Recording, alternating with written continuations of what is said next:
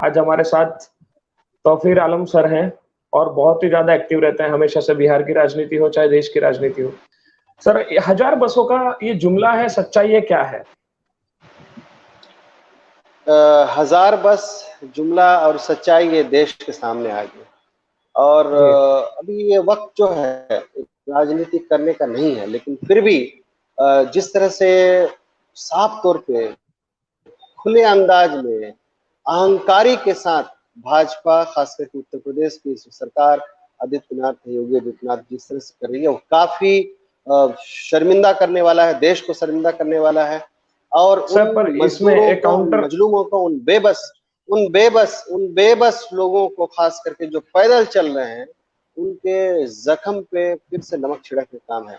1000 बस श्रीमती प्रियंका गांधी जी ने जो है कहा कि हम उन मजदूरों, बेसहारा लोगों के लिए हम मदद करने के लिए आपको ऑफर कर रहे हैं। सर, पर इल्जाम तो योगी सरकार की तरफ से ये लग रहा है कि जो भी आपने 1000 बस दी गई हैं, उसमें से कम 4 से 5 बसों का जो उन्होंने चेकिंग किया, तो वो ना ही बस निकली, ना ही वो कुछ और निकली। कुछ गाड़ियां निजी वाहन निकले, जैसे कि कार निकली, कुछ रिक्शा निकली, कुछ पेट्रोल से चलने वाला स्कूटर निकला।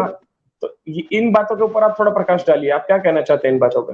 हाँ, देखिए, आपको पता ही होगा 1049 बस एक मतलब गाड़ियां का हमने लिस्ट वहां पे दिया। हमारी प्रियंका गांधी जी के सचिव हैं, उन्होंने तुरंत मांगा। उन्होंने कहा कि 1000 बस आप दिल्ली से लखनऊ लेकर आइए और जल्दी से लिस्ट सबमिट कीजिए। तुरंत ही 1049 का लिस्ट हमारी पार्टी ने उनको सुपुर्द किया।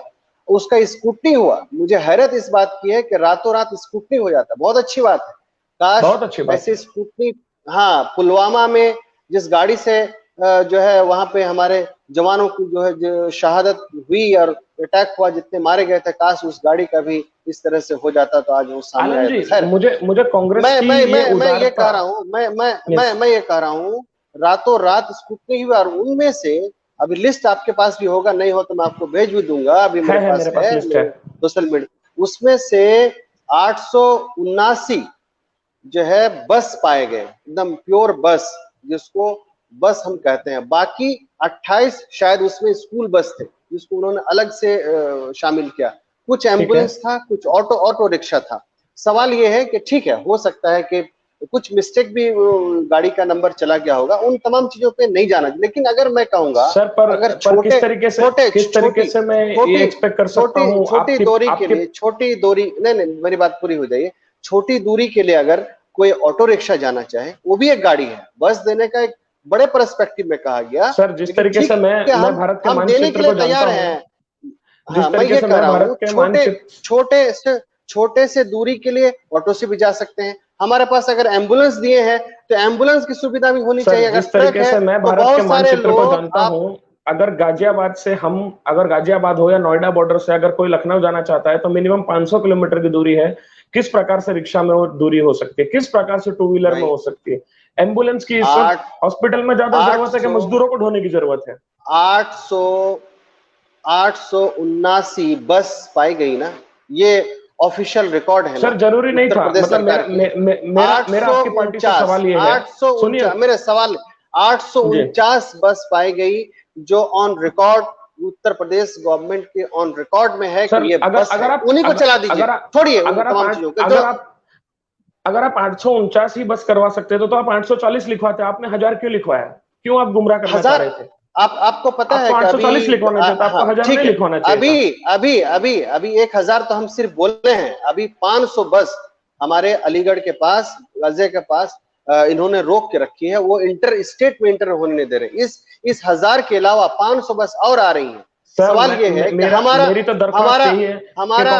मकसद है सेवा करना। आम आदमी पार्टी भेजे, कोई भी भेजे, हमारे मजदूरों को उनके घर भिजवाइए। मोदी 45 साल कांग्रेस की सरकार रही है देश में। क्यों ये मजबूरी है कि यूपी और बिहार, उड़ीसा, झारखंड, यहाँ से लोगों को पलायन करके दूसरे राज्यों में आना पड़ता है? एक बहुत ही दयनीय स्थिति में अपनी जिंदगी बितानी पड़ती है। एक क्या बोलो, सामान्य आय से भी कम पैसों में अपना जीवन व्यतीत करना पड़ता है, बेइज्जती भी झेलनी पड़ती है। और एक तरीके से यूपी और बिहार वालों की इज्जत यहाँ पे क्या है, मैं आपको नहीं बता सकता। मैं सोशल मीडिया पे वो चीजें नहीं बता सकता। नहीं, ये आपका बहुत ही जेन्युइन सवाल है। और इस मुद्दे पे इस क्यों मुद्दे पे 45 साल से राजनीति नहीं कांग्रेस होनी ने ऐसा चाहिए। कुछ नहीं किया कि आज बिल्कुल, यूपी और बिहार हम भी स्टैंड करता गुजरात महाराष्ट्र की तरह? आप इस तरह से बोलेंगे कि कुछ नहीं किया, तब तो हमको तमाम चीजें गिनानी पड़ेगी। आज कोरोना के संकट में अगर तमाम हॉस्पिटल में इलाज हो रहा है तो वो तमाम कांग्रेस की देन है। अगर ये भी आप बोलिएगा कि एयरपोर्ट है कांग्रेस की देन है, जहां से कोरोना लेकर आए हैं, ये भी आप बोल सकते हैं। ट्रेन से लेके तमाम हॉस्पिटल, तमाम कॉलेज, तमाम यूनिवर्सिटी आपके सामने है। कुछ चीजें जरूर उन चीजों में कहीं ना कहीं हमारी सरकार कह सकते, जो हमारी कांग्रेस सरकार थी, हो सकता है पीछे रह गई हो सकता है कि आप, लेकिन बिहार में और देश के आजादी से पहले, आजादी के बाद देश को संवारने में हमारा कंट्रीब्यूशन किया है, ये किसी से छुपा नहीं है, बताने की जरूरत नहीं है। लेकिन आप बोलेंगे तो हम बताएंगे भी। लेकिन मैं ये कहना चाहता हूँ, इस देश में जहां आपने एक सुई बिहार का बनाने की पॉइंट फैक्ट्री उठाया तक है नहीं तो थी, मैं एक बिहार सुई की, बनाने की फैक्ट्री नहीं थी, हमने इस देश को ऊंचाई तक ले गया। हाँ, आपने पलायन का बिहार का मामला पॉइंट उठाया तो है, मैं बिहार के पलायन संदर्भ जहां से, तक मामला है, जी आप बोलिए। उत्तर प्रदेश और बिहार, उत्तर प्रदेश और बिहार का आप खुद ले लीजिए आंकड़ा, कितने सालों से हमारी सरकार नहीं है, कितने वर्षों तक हमारी सरकार थी और कब से हमारी सरकार नहीं है। जब हमारी सरकार थी वहां पर इंडस्ट्री लगी। आप खुद आप देख लीजिए, अभी अभी जो पलायन का मामला है, ये कहीं ना कहीं ये जो हमारे नीतीश कुमार जी सुशासन अपने आप को ढोल पीटते हैं, गाल बजाते हैं और खूब अपने आप को बोलते हैं कि हमारा सबसे अच्छा, एक ही कोरोना संकट ने इनका तमाम हवा निकाल दिया।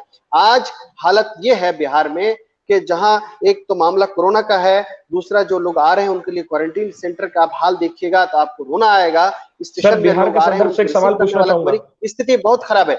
जहां तक नहीं, आपका मैं बिहार के उसको संदर्भ जवाब मैं से, पूरी देना चाहता हूं कि बिहार, पलायन, जी जी जल्दी।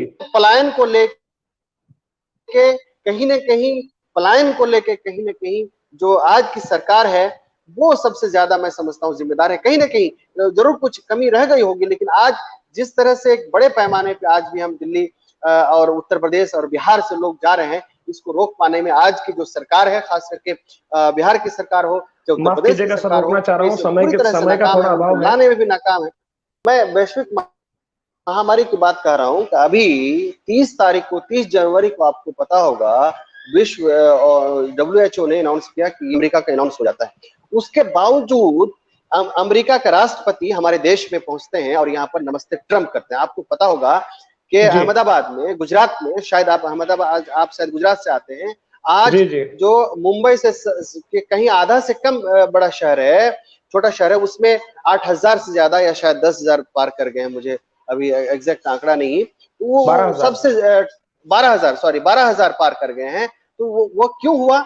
इसलिए हुआ कि वहां पर नमस्ते ट्रम्प हुआ, और वहां पे जिस तरह से तमाम चीजों की धज्जी उड़ाई गई वो हम सब के सामने है। आज मुझे ये बात कहने में मुझे बहुत दुख हो रहा है। मैं भी अहमदाबाद में रहा हूँ, वहां के इलेक्शन कैंपेन में रहा हूँ, वहां पर हमारे कॉर्पोरेटर का डेथ हो गया, इंतकाल हो गया, और भी हमारे कई कांग्रेस के लीडर का भी जो है वहां पे देहांत हुआ है अभी हाल ही दिनों में। तो ये सवाल सिर्फ एक इंसान का डेथ का नहीं है, बल्कि सवाल ये है कि जिस तरह से संक्रमण फैल रहा है, सिर्फ एक आदमी नहीं, वो एक दूसरे से वो फैलते जा रहा है और ये लगातार एक चेन टू चेन बनते जा रहा है। और इसको रोकने के लिए जो शुरू दिन से जो पहल होनी चाहिए थी, जिस तरह से WHO ने कहा था, उसके बाद जो फैसला इतना लेट से लिया गया, तो ये कहीं ना कहीं पूरे केंद्र सरकार की एक मनमानी नीति है, मनमानी ढंग से उन्होंने अपनाया है।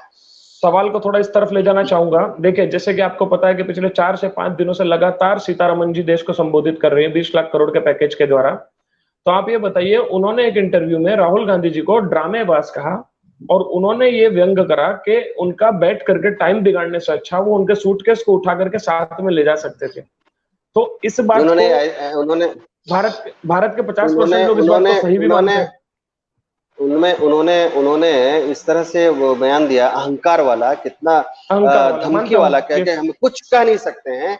उनको ऐसा लग रहा था बात करते हैं, पता नहीं कितने लोगों का वो बस्ता झोला उठा करके जो है दिल्ली से वो यूपी, बंगाल और उड़ीसा वो पहुंचा चुकी थी। कितनी शर्म की बात है हमारे देश में, चाहे विपक्ष हो चाहे सत्ता पक्ष हो, कोई भी जब मुसीबत पहुंचती है तो लोग, जो मजदूर लोग हैं, जो मजबूर लोग हैं, जो बेसहारा लोग हैं, उनके पास पहुंच के उनका दर्द को साझा करते हैं, उनकी परेशानी को दूर करते हैं। आपको पता होगा कि जिस वक्त आदरणीय राहुल गांधी जी उनके पास पहुंचे थे, और उसके बाद से हमारे युवा कांग्रेस के राष्ट्रीय अध्यक्ष आदरणीय श्रीनिवास जी और अनिल चौधरी जी, जो वहां के प्रदेश कांग्रेस के अध्यक्ष है कांग्रेस पार्टी के, उन्होंने उन तमाम लोगों का जो राहुल गांधी जी से जिन्होंने फरियाद किया था, रिक्वेस्ट किया था, उनका पीड़ा देखा नहीं गया था, उनको घर तक पहुंचाने का काम किया था, उनके तमाम सुविधा व्यक्त किया था। लेकिन निर्मला सीतारमण, मुझे इस बात की हैरत है, मुझे बहुत दुख भी है इस बात का कि निर्मला सीतारमण जी जेएनयू से हैं। मैं भी जवाहरलाल नेहरू विश्वविद्यालय से पढ़ाई किया हूँ। मुझे भी वहां मुझे अजीब लगता है कि वहां तमाम दुख सुख और सुविधाएं, जो दर्द है, कोरोना है, ये तमाम चीजें वहां डिस्कस होता है और वहां पर इस तरह का मामला कभी भी नहीं आता है, चाहे किसी दल का लोग हो, वहां पर इन तमाम मुद्दों पे बहुत संवेदनशील से, बहुत ही संजीदगी से लिया जाता है। लेकिन जिस तरह का भद्दा, गंदा और बेहुदा वाला बयान दिया है उसकी मैं निंदा करता हूं और उनको इन बयानों से बचना चाहिए। अभी जिस कोरोना संकट में उनको खुद आगे बढ़ के हेल्प करना चाहिए।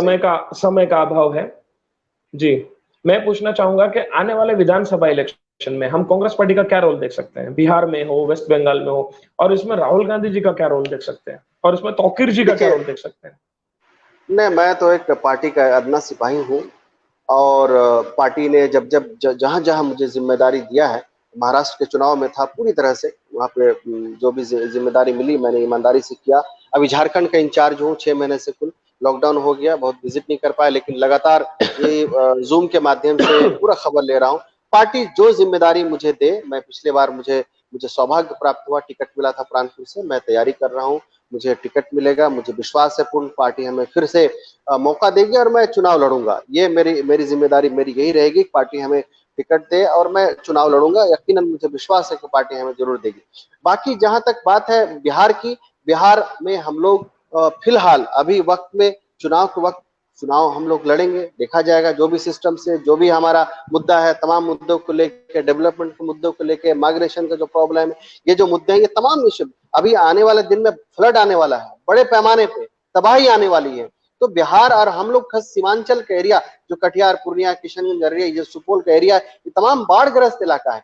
जो तमाम जो प्रॉब्लम्स है, जो समस्या है, कहीं ना कहीं इसको एड्रेस करने में, बात तक ऊपर तक पहुंचाने में कहीं ना कहीं यहाँ की लीडरशिप बहुत हद तक मैं कहूंगा बहुत कामयाब नहीं रही है। तो मुझे लगता है कि यहाँ की जो समस्या है उसको ऊपर तक ले जाने में हमें बहुत जी तो मेरे पार्टी का रोल रहेगा कि इन तमाम मुद्दों को हम लोग उठाएंगे